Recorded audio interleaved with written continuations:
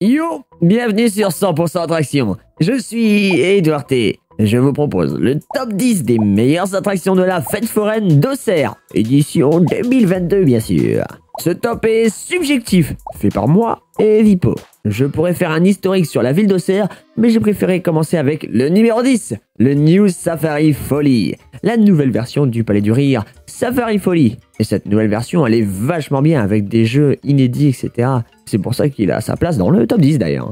Numéro 9, Speedy Mouse. C'est un coaster familial qui saura quand même vous donner un petit peu de sensation, mais pas suffisamment, surtout comparé au numéro 8, le Crazy Jump, un smashing jump de chez l'italien Fabri Group.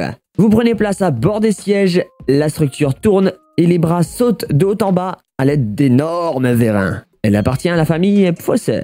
Le numéro je ne sais plus combien, j'ai perdu le fil. Numéro 7, voici le Flipper. Un flipper fabriqué par l'allemand Huss. Il appartient à la direction Bouvier. C'est un plateau qui se lève presque à la verticale et qui tourne. Ça paraît simple, ça paraît basique, mais ça secoue quand même un petit peu, je vous laisserai tester. Numéro 6, le Magic Dance. Un break fabriqué par Sobema, un constructeur belge.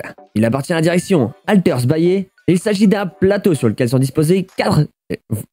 Je recommence. C'est un plateau sur lequel sont disposées 4 tourelles, chacune composée de 4 nacelles. Les nacelles peuvent tourner sur elles-mêmes, les tourelles tournent dans un sens, le plateau dans l'autre. C'était clair ou pas là, tu me dis hein. J'adore les décorations de ce manège, elles sont magnifiques. On a fait la moitié, on passe donc à l'autre moitié. Numéro 5, un manège hollandais. C'est le Billabong, un afterburner de KMG Rides. Il appartient à la direction Brush. Ceux qui n'y connaissent rien disent qu'il s'agit d'une araignée blanche. En fait, vous vous asseyez dans la nacelle qui va tourner sur elle-même à 15 tours minutes et qui va se balancer jusqu'à 22 mètres de hauteur en décrivant un angle de 120 degrés. Et oui, ça ne fait pas le tour complet. Numéro 4, le Booster 2. Ah oui, pas le 1, le 2. Hein. C'est un booster de 40 mètres fabriqué par Fabri Group. Cette énorme grue qui tourne est un manège italien de 40 mètres et qui appartient à la famille Chemin. Vous embarquez dans une nacelle qui fait un looping et ensuite un deuxième et ensuite un troisième et en fait c'est juste des loopings en fait. Hein. C'est un peu basique. J'avoue je suis pas trop fan des boosters. C'est pour ça qu'il n'est que 4ème et qu'il n'atteint pas le numéro 3. La médaille de bronze de ce top, le Take-Off.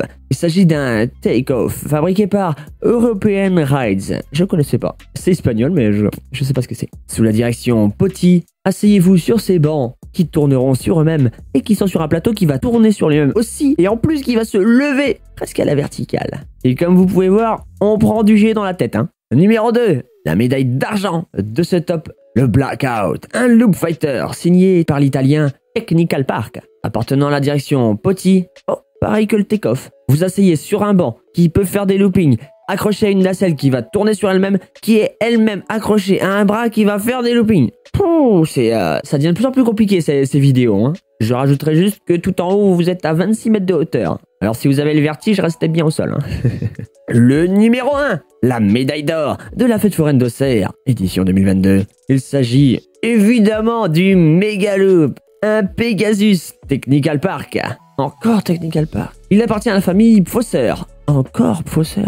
Et la description de la sensation est proche de celle du Blackout. Vous êtes sur un banc qui va pouvoir faire des loopings, qui est accroché à une nacelle qui tourne sur elle-même, qui est elle-même accrochée à un bras qui va faire des loopings. La différence, c'est que sur ce modèle, il y a moins de sensation de balancement. En effet, la nacelle va faire le tour complet plus que se balancer d'avant en arrière. Mais les deux sont similaires. Moi, je vous conseillerais de tester les deux, comme ça vous pouvez vous faire un avis, etc. etc. Moi, je préfère le Pegasus, celui-là. Sur ce, merci d'avoir regardé et à bientôt sur 100% Attraction.